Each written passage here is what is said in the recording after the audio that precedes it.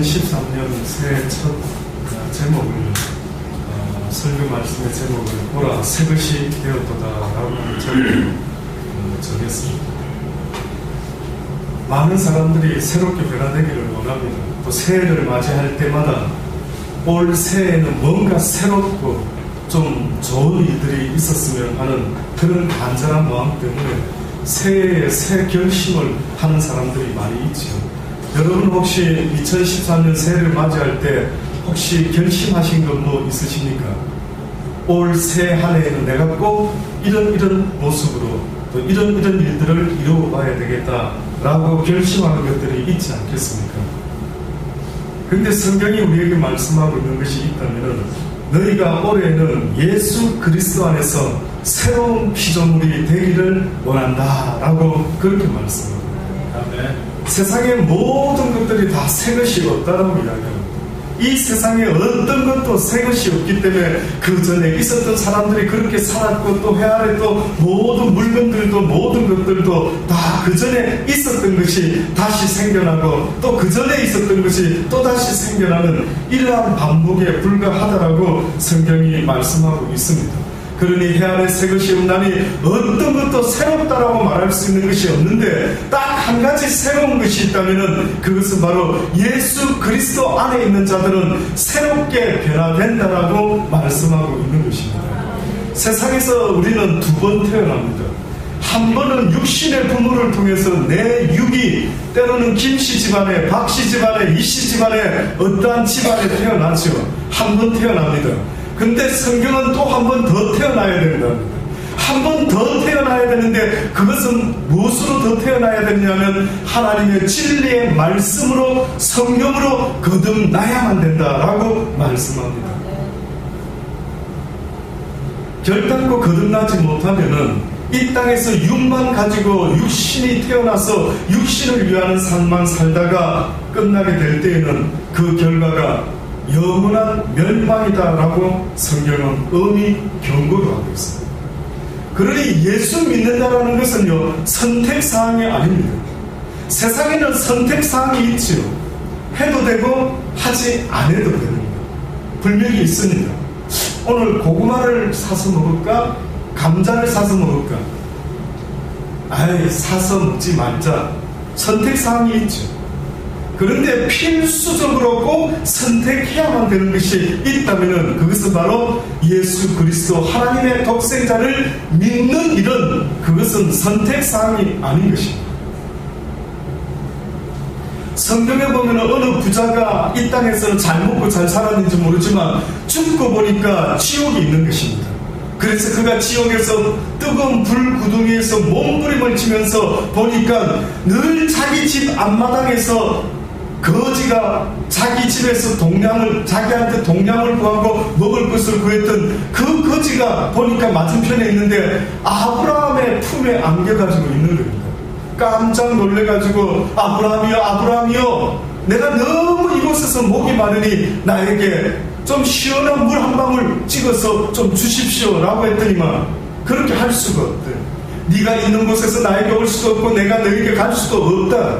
그러면 한 가지 소원이 있습니다. 죽고 보니까 이렇게 뜨거운 것이 있는 줄 미처 몰랐습니다. 말만 들었지 실제로 지옥이라는 것이 있을 줄 몰랐는데 이 땅에 아직 죽지 아니하고 기회가 있는 내 형제들이 살고 있는데 그들에게 가서 지옥이 있다라는 사실을 알려주기를 원합니다. 나를 좀 한 번만 기회 주셔서 보내주소서. 그러면 저들이 내가 말하면 아마 지옥이 있는 줄 믿을 것입니다 라고 그렇게 이야기했을 때 아브라함이 뭐라고 이야기했는 줄 아십니까?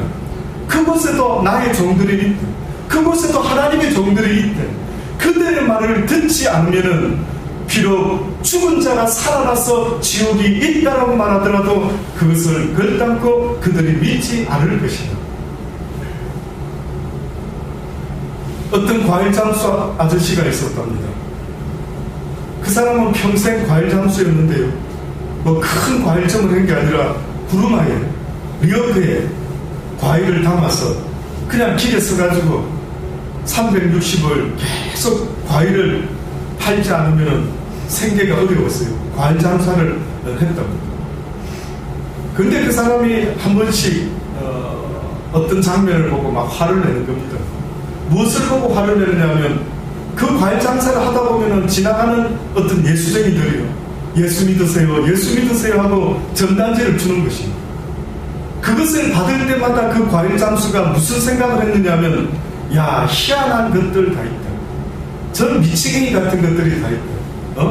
나는 이렇게 배고파서 지금 가난해서 지금 이렇게 써가지고 과일 하나를 더 팔아보려고 애를 쓰는데 저것들은 뭐 할 짓이 없어가지고 배가 불러서 그런가 예수 믿으라니 웃기는 이야기를 하고 있네.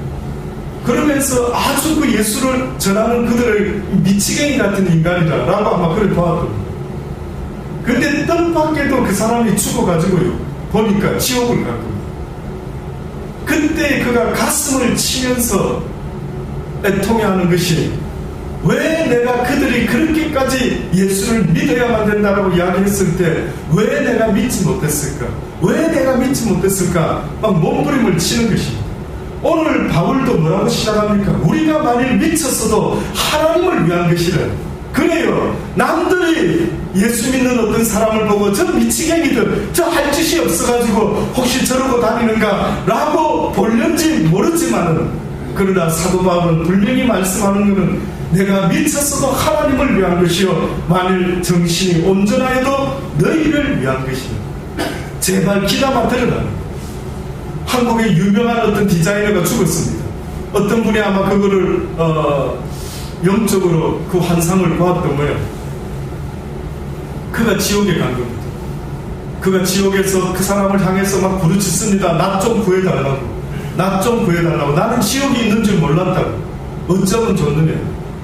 왜 내가 대한민국에 있었을 때에 비록 내가 유명한 디자이너였지만 왜 사람들이 나한테 예수를 단호하게 전해주지 않았을까? 자기는 늘 순결하고 싶어서 흰색 옷으로 디자인을 많이 하고 입고 다녔는데 그 이유는 항상 자기 심령 속에 목마름이 있었대요. 돈으로도 명예도 권세 뭐든지 다 있었는데 이상하게도 자기 심령 속에 그 평안과 기쁨과 순결한 느낌을 느끼지 못해서 어떻게 하면 내 영혼이 좀 순결하고 기뻐할 수 있는 그 상태가 될 수 있을까? 어느 순간부터 흰 색깔로만 옷을 만들어 입었더라. 누가 나한테 예수를 전해줄 때에 왜 점잖게 전했지? 왜 내가 유명하다고 다들 내 앞에 와가지고 무릎을 꿇고 내 앞에서 쩔쩔매면서 나의 비유에 틀려질까봐 내 비유를 맞추려고 그렇게 쩔쩔매는 그들의 모습이 원망스러워. 분명히 그들 가운데 하나님을 잘 믿는 자들이 있었을 터인데 어찌하여 나에게 그들이 단호하게 이야기해 주지 않았을까? 예수를 믿지 아니하면 결단코 그것은 선택사항이 아니라 필수사항인데 당신 인생에 예수 없이 아무리 많은 것들을 가진다 할지라도 그것은 덧없는 것이 될 수밖에 없다라는 이 사실을, 이 진리를 왜 나에게 강하게 말해주지 않았을까? 예수 믿는 자들아 슬프다. 너희들이 나에게 강하게 말해줬으면 내가 결단코 이곳에 오지 않았을 텐데 왜 너희들이 나한테 적당히 이야기를 했냐.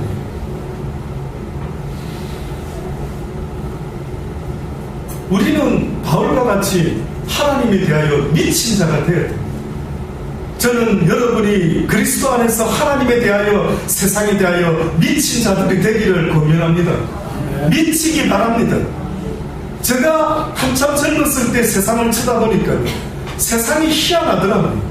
완전 양육강식의 정글도 아니고 이 세상이 도대체 기준이 뭔가, 책에서 배운 게 전혀 통하지 않는 세상, 이게 도대체 무슨 세상인가.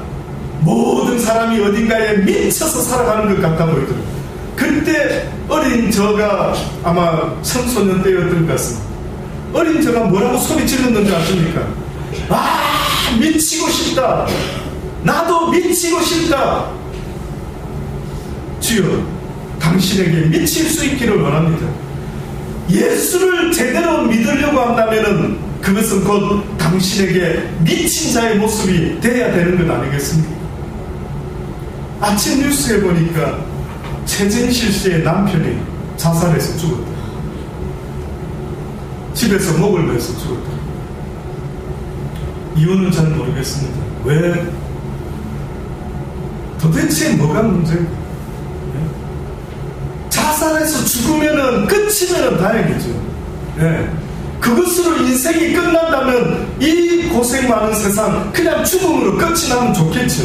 그런데 안타까운 사실은, 안타까운 진리는요, 죽으면 끝이 아니라 영원한 생명이 되든지 영원한 저주와 불구덩이 안에서 죽지 못하고 고통과 고통 속에서 살아가게 되는 이 사실을 조금만 감지했더라면 결단코 인생을 그렇게 살지는 않았습니다.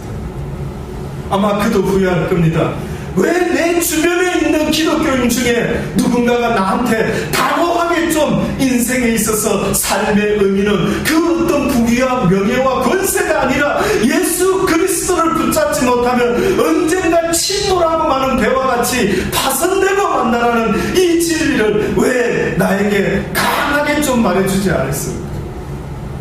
아마 제가 만났으면 저는 저 나름대로는 힘있게 한번 말해주고 싶었었거든요. 네. 왜요? 그 사실을 저는 알기 때문에. 너무 안타까워. 오히려 세상은 지금 영의 세상을 아는 사람이 더 바보가 되고 영적으로 모르고 살아가는 수많은 사람들 때문에 오히려 아무것도 모르고 거듭나지도 못한 사람들의 삶의 모습이 인간들이 살아가는 삶의 모습인 것으로 그냥 그렇게 다들 생각하고 있는 이 현실이 얼마나 하나님 앞에서 안타깝고 안타까운 줄 아십니까? 여러분은 무엇 때문에 안타까워하십니까? 예수 믿는 사람들, 믿는다라는 사람은 내버려 두십시오. 아직도 예수 옛자도 모르는 수많은 사람들이 이 땅에서 살아가고 있다는 사실을 잊지 마십시오. 그들이 만약에 죽어가지고 지옥에 갔을 때 여러분의 친구가, 여러분의 가족이, 여러분 주변에 한 번이라도 만났던 그들이 지옥에 떨어졌을 때 혹시나 여러분에게 원망하지 않게 되기를 바라는 것입니다. 그대가 예수 믿었으면서 왜 나한테는 그 말을 하지 않았는가? 왜 그대가 예수를 믿고 있었으면서 나한테 그 예수를 소개해주지 않고 내 비즈니스만 하고 있었으니? 그리스도의 사랑이 우리를 강권하시는 것. 바울은 그리스도의 사랑이 자기를 강권한답니다. 그 사랑이 나에게 뭘 강요를 하는가? 도대체 여러분이 믿는 예수 그리스도 그분이 날 사랑하심을 내가 알았습니다라고 하는데 그 사랑이 나에게 강권적으로 미는 무엇이 있다는 거예요. 그 사랑만 아니었으면 바울이 이렇게 부담 갖지 않아도 될 텐데 하나님의 사랑을 뜻밖에도 알고 보니까 그 사랑이 나에게 강권하는데 우리가 생각한데 한 사람이 모든 사람을 대신하여 죽었은즉 모든 사람이 죽은 것이다 라고 말하면서 제가 모든 사람을 대신하여 죽으심은 예수 그리스도께서 인류의 모든 인생을 위하여 죽으신 것은 바로 산자들로 하여금 다시는 자신을 위하여 살지 않고 오직 저희를 대신하여 죽었다가 다시 사신 자를 위하여 살게 하려 하심이라. 이 사실을 전하려고 그 사랑이 날마다 자기를 강권하고 있다. 뜻밖이죠. 그런데 하나님의 사랑을 깨달은 사람이 이 세상에서 기독교인의 모습으로 살아간다라고 할 때 거룩한 부담감이 생기는데 그 거룩한 부담감이 뭔 줄 아십니까? 날마다 그 사랑이 예수 그리스도가 당신의 죄 때문에 죽어주셨다라고 하는 그 사실을 믿지 아니하면 결단코 구원을 얻을 수가 없습니다. 예수 말고는 구원이 없다라는 거예요. 예수 말고는 아무리 국밥을 맛있게 먹고 아무리 샤브양을 먹고 그 무엇을 맛있게 먹고 살아간다 할지라도 항상 내 심령 속에 있는 그 허전함과 공허함을 어떤 것으로도 메꿀 수 없다는 것은 이 세상을 살고 있는 사람들, 조금 살아본 사람들은 다 압니다. 건강하면 행복할 것 같습니까? 건강해 보십시오. 돈 많으면 행복할 것 같습니까? 한번 돈을 열심히 벌어보십시오.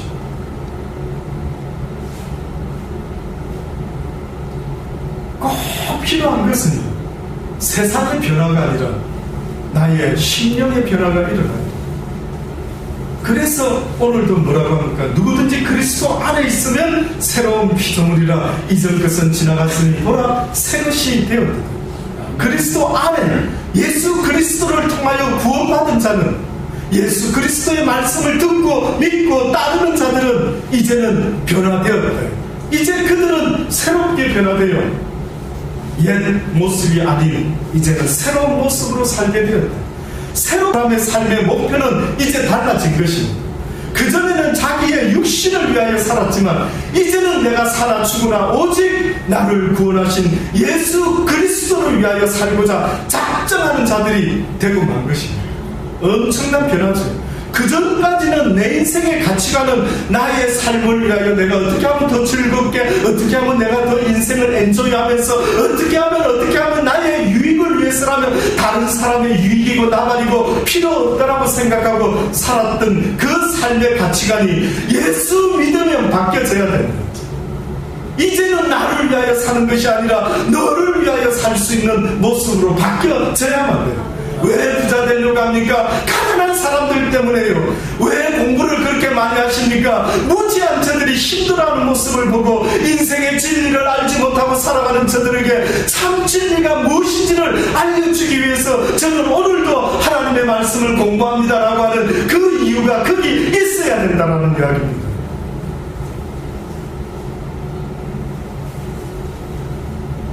그러니 바울이 말하는 것처럼 이제는 자신을 위하여 살지 말고 하나님을 위하여 살게 하기 위하여 예수 그리스도께서 모든 사람을 대신하여 십자가에 죽었다라고 말씀하죠.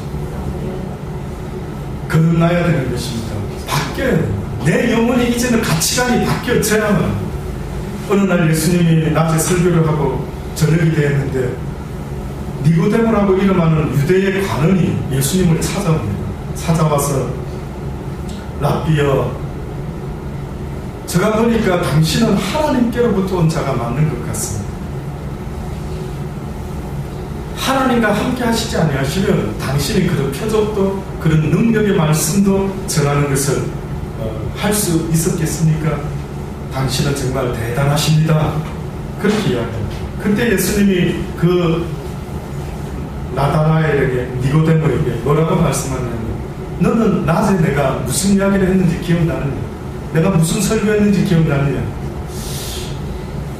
뜻밖에도 어떤 사람은요, 예수님의 설교를 들으면서도 예수님이 설교를 잘하나 못하나 이거를 듣고 있었던 거예요. 안타깝게도 예수님은 물어보시죠. 설교 잘하고 못하고는 네 알 바가 아닌데 내가 너에게 어떻게 해라라고 그날 설교를 했더니 너 거듭난다라고 말씀한 것 같은데요. 거듭나지 아니하면은 결단코 하나님의 나라를 볼 수 없다. 이런 설교인데 글쎄요. 다른 의미가 있겠죠. 그거는 궁금하지 않은 겁니다. 도대체 그 의미가 뭔지는 알려고는 생각도 안 하고요. 그저 그 정도 그냥 어떤 의미가 있는 모양이다 라고 생각했는지 뚱딴지같이 예수님에게 설교 잘하시던데요, 권능이 있고 표적을 보이시던데요, 이런 이야기만 했던 것입니다. 그러면서 기껏 이제서야 주님이 질문을 하니까 그가 이제서야 다시 주님께 물어봅니다. 예수님, 사람이 늙으면 어떻게 날 수 있습니까?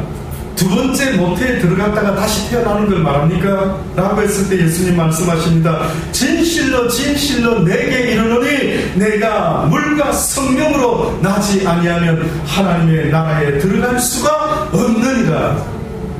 하나님의 나라에 들어가는 것이 물과 성령으로 거듭나지 않으면 안 된다는, 물이라는 것은 세례를 말합니다. 세례라고 하는 의미는 네가 하나님을 찾지 아니하면 결단코 하나님의 나라에 갈 수가 없다는 거예요. 세례는 선한 나의 양심이 회복되어 하나님을 찾아가는 것이라고 성경이 말했던 것처럼 네가 물과 성령으로, 다시 말해서 하나님을 향하지 아니하고 이제 모든 너의 가치관이 바뀌어서 예수 그리스도를 위하는 삶이 되지 못하면은, 하나님의 나라를 위하는 삶이 되지 못하면은 결단코 네가 거듭날 수가 없는 일.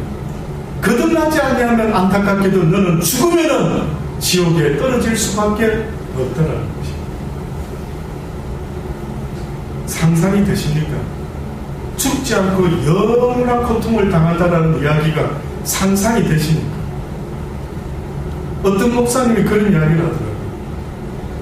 그는 별로 막 목사로서 특별한 생각 없고 보니까 직업의식을 가지고 그냥 하나의 직업 정도로 생각하는 그런 것 같아요. 어쩌다가 천국 이야기, 하나님 이야기가 나오는데 저는 천국이 지옥이 있는지 잘 모르겠어요. 근데 만약에 지옥이 있으면 너무 억울할 것 같아요. 그래서 혹시 있으면은 안 되지. 쉽게 말해서 여기저기다가 딜을 해놓고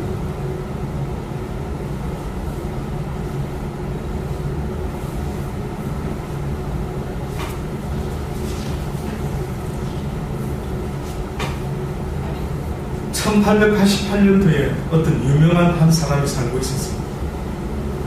그 사람은 다이나마이트를 만든 사람입니다. 그가 다이나마이트를 만들어가지고 당대의 최고의 인사가 되고 돈을 어마어마하게 돈을 벌었어요. 모든 사람들이 그와 가까워지려고 애를 쓰고 모든 매스컴들이 항상 잊을만 하면 그에 대한 이야기들이 신문에 나오거나. 근데 어느 날 이 사람이 호텔에서 이제 아침을 맞이하고 눈을 뜨면서 이제 아마 호텔에서 벨보이가 갖다 준 신문을 딱 펴서 모닝 신문을 딱 읽는데 보니까 거기 보니까 자기가 죽었다라고 기사가 나옵니다. 깜짝 놀랐습니다. 자기가 죽은 게 아니라 바로 자기 동생이 죽었던 거예요. 근데 자기가 죽었다고 기사가 잘못 알고는 자기가 죽은 것으로 그렇게 신문에다가 보도를 했어요. 근데 그 사람이 그날 아침에 그 오보단 뉴스 신문을 보고요, 충격을 받았습니다.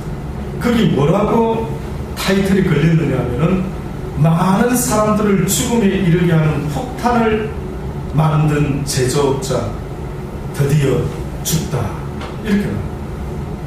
그 사람의 이름이 알브레트 노벨이라는 사람.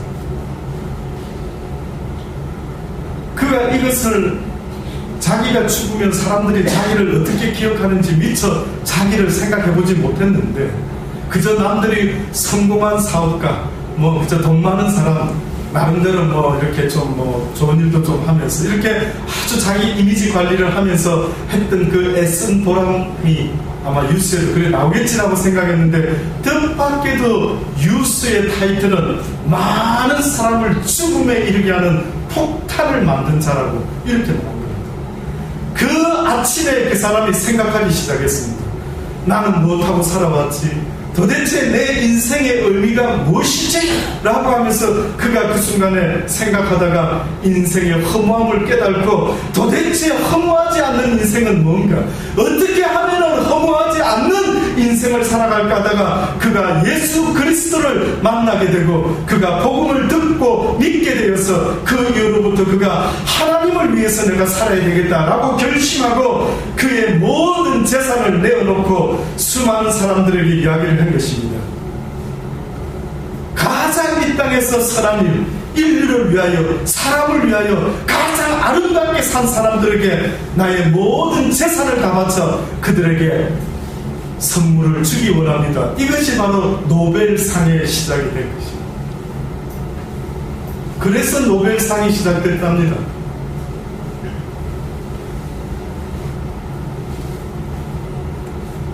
저는 여러분이 때가 더 늦기 전에 오늘도 바울이 우리에게 말했던 것처럼 하나님의 그 사랑의 광건에 이끌려서 오늘도 하나님을 예수 그리스도를 알지 못하는 그들에게 예수 그리스도를 믿지 못하면 그것은 결단코 영원한 멸망이 될 수밖에 없다라고 하는 사실을 증거해 줄 수 있게 되기를 바랍니다. 예수님을 믿는 것은 선택이 아니라 뭐라고요? 필수다. 있으면 어떻게 할 건데? 딱 죽었는데 해필이면 지옥이 있으면 어떻게 할 건데? 이것이 우리의 어리석음입니다. 미리 기회가 있을 때 그 기회는 다 놓쳐버리고 우물쭈물 어떤 사람이 비석에다가 그렇게 써놨답니다. 우물쭈물 하다가 죽었다. 아니 무슨 비석에다가 그런 걸 써요? 자기의 자손들에게 무엇을 올바른 일을 해야 될지를 항상 우물쭈물 내일 또 시간 있겠지, 내일 또 살아있을 수 있겠지, 오늘이 끝이라면 어떻게 할 거예요? 오늘이 내 인생의 마지막 날이라면 어떻게 하실 겁니까? 어제처럼 오늘도 그렇게 살아갈 수 있는 인생이 될 수 있어야 되는 것입니다. 변화되기를 원합니다. 예수 그리스도로 말미암아 변화되기를 원합니다. 아멘. 이사야 선지자는 변화되지 못한 우리의 모습이 어느 정도인지를, 왜 그랬는지를 이사야 59장 1절로 설명을 합니다. 그가 이스라엘 백성들에게 안타깝게 외치는 설교의 말씀, 여호와의 손이 짧아 구원치 못하심도 아니요 귀가 둔하여 너희의 소리를 듣지 못하심도 아니라 오직 너희들의 죄악이 너희와 너희 하나님의 사이를 갈라놓았느니라. 너희 죄가 그 만군의 여호와 하나님의 얼굴을 가리게 만들었으니 너희를 듣지 않으시게 함이니 이는 너희 손에 피가 너희 손가락에 죄악이 더러웠으며 너희의 입술은 거짓을 말하며 너희의 혀는 악독을 바람이라. 공의대로 소송하는 자도 없고 진리대로 판결하는 자도 없고 허망한 것을 의뢰하며 거짓을 말하며 자네를 잉태하여 죄악을 생산하며 독사의 알을 품으며 거미줄을 짜라니 그 알을 먹는 자는 죽을 것이요 그 알이 밟힌즉 터져서 독사가 나올 것이라. 그 짠 것으로는 옷을 이룰 수 없을 것이며 그 행위로는 자기를 가리울 수가 없을 것이며 그 행위는 죄악의 행위라. 그 손에는 강포한 행습이 가득하며 그 발은 행악하기에 빠르고 무죄한 피를 흘리기에 신속하며 그의 사상은 죄악의 사상이라. 황폐와 파멸이 그 길에 끼쳤으며 그들은 평강의 길을 알지 못함이라. 그들의 행하는 곳에는 공의가 없으며 굽은 그 길을 스스로 만드나니 무릇 이 길을 밟는 자는 평강을 알지 못하느니라.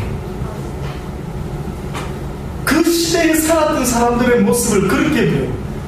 너희가 거미줄이 거미가 치가지고 그것으로 너희가 옷을 만들어 입을 수 있을 것 같으냐.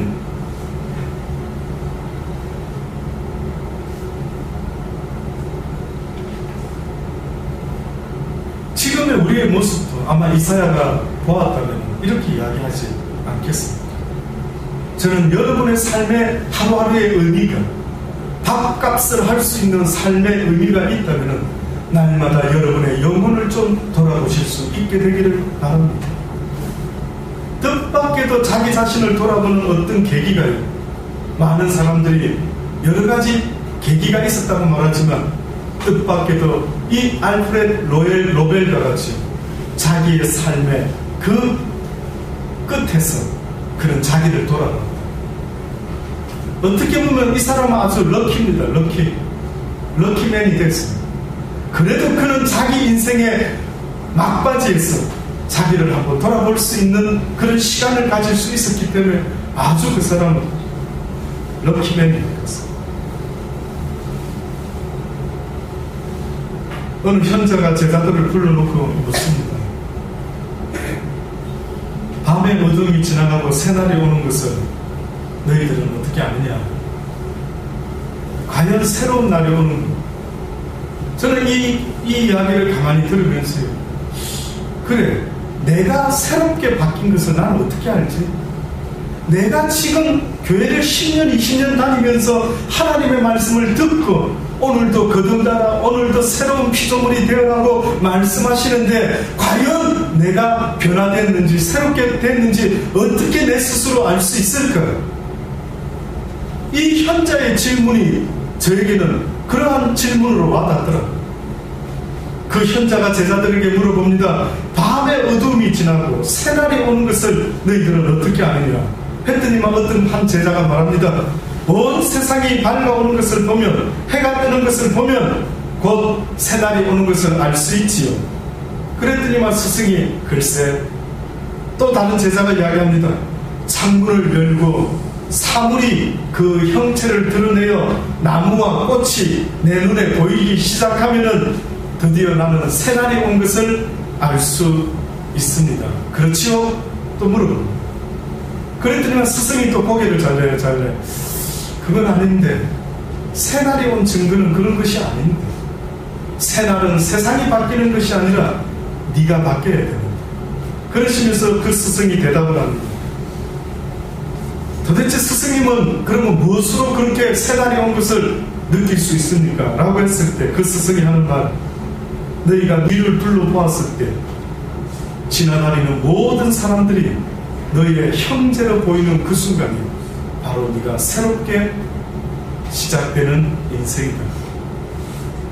그들이 미워지지 않고 그들에게 시기 질투하지 않고 부자를 미워하고 시기하며 질투하고 가난한 자기 처지를 원망하고 불평하지 아니하고 오히려 그들을 바라보았을 때 그들이 내 형제다라는 마음으로 그들의 잘됨을 박수 쳐주고 그들의 어려움을 나의 어려움으로 생각할 수 있는 그 마음이 생길 때에 비로소 네 인생의 새날이 밝아오는 것이다 라고 말합니다.